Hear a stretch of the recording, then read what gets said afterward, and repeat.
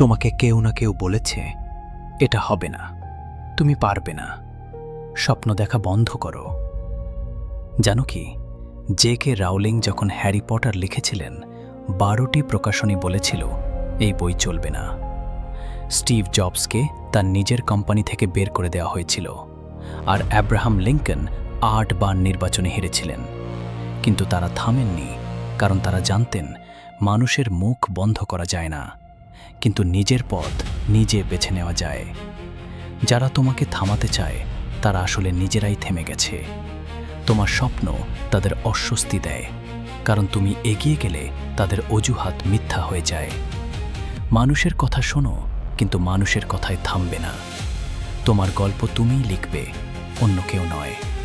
এখন একটাই কাজ করো, উঠে দাঁড়াও, 1 পা এগিয়ে যাও, শুধু 1 পা। কারণ যে পথ তুমি বেছে নিয়েছ সেই পথের শেষে একদিন যারা বলেছিল হবে না, তারাই বলবে আমি জানতাম তুমি পারবে। সেই দিনটার জন্য এগিয়ে যাও, থামবে না।